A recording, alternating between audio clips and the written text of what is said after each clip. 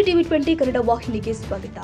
ಹಸುಗಳ ಕೆಚ್ಚಲು ಕೊಯ್ದ ಜಿಹಾದಿಗಳ ವಿರುದ್ಧ ಸರ್ಕಾರ ಕಠಿಣ ಕ್ರಮ ವಹಿಸದಿದ್ದರೆ ರಾಜ್ಯದಾದ್ಯಂತ ಕರಾಳ ಸಂಕ್ರಾಂತಿ ಆಚರಿಸಲಾಗಿದೆ ಅಂತ ಪ್ರತಿಪಕ್ಷ ನಾಯಕ ಆರ್ ಅಶೋಕ್ ಎಚ್ಚರಿಕೆ ಕೊಟ್ಟಿದ್ದಾರೆ. ಚಾಮರಾಜಪೇಟೆಯಲ್ಲಿ ಮಾತನಾಡಿದ ಅವರು, ಇಡೀ ದೇಶ ಗೋವನ್ನ ಪವಿತ್ರ ಅಂತ ಪರಿಗಣಿಸಿದೆ. ಸಂಕ್ರಾಂತಿ ಹಬ್ಬದಲ್ಲೂ ಗೋವನ್ನ ಪೂಜಿಸಲಾಗಿದೆ. ಕಾಂಗ್ರೆಸ್ ಸರ್ಕಾರ ಹೊಸ ವರ್ಷಕ್ಕೆ ಬೆಲೆ ಏರಿಕೆಯ ಕೊಡುಗೆ ಕೊಟ್ಟಿದೆ.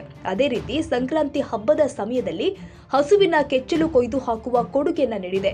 ಇಂತಹ ಜಿಹಾದಿ ಮನಸ್ಥಿತಿಯನ್ನ ನಾನು ಈವರೆಗೆ ನೋಡಿಲ್ಲ. ನೂರಾರು ವರ್ಷಗಳಿಂದ ಚಾಮರಾಜಪೇಟೆಯಲ್ಲಿ ಪಶು ಆಸ್ಪತ್ರೆ ಇದೆ.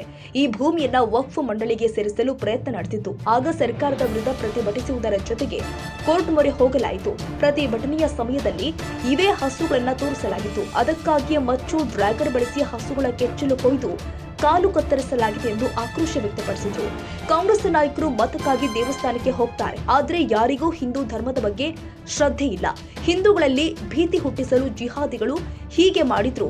ಕಾಂಗ್ರೆಸ್ ನಾಯಕರು ಇದನ್ನ ಖಂಡಿಸುವುದಿಲ್ಲ. ಈಗ ಯಾವ ಮುಖ ಇಟ್ಕೊಂಡು ಸಂಕ್ರಾಂತಿ ಆಚರಣೆ ಮಾಡ್ತಾರೆ? ಸರ್ಕಾರ ಕ್ರಮ ಕೈಗೊಳ್ಳದಿದ್ರೆ ಕರಾಳ ಸಂಕ್ರಾಂತಿ ಆಚರಿಸ್ತೀವಿ ಅಂತ ಎಚ್ಚರಿಕೆ ಕೊಟ್ಟಿದ್ರು.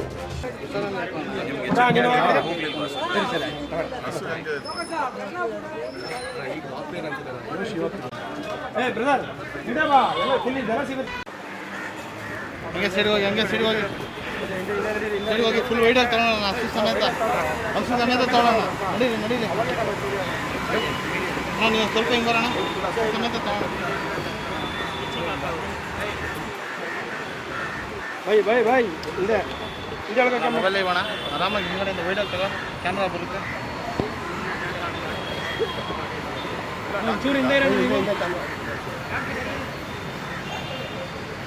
ಪ್ರಸಾದ್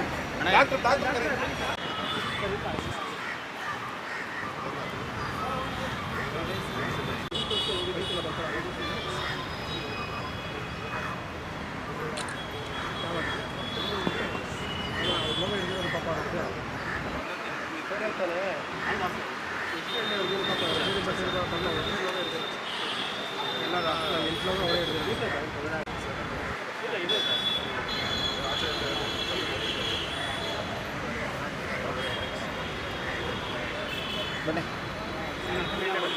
ಬರೋಣ, ಹಿಂದೆ ಬರೋಣ.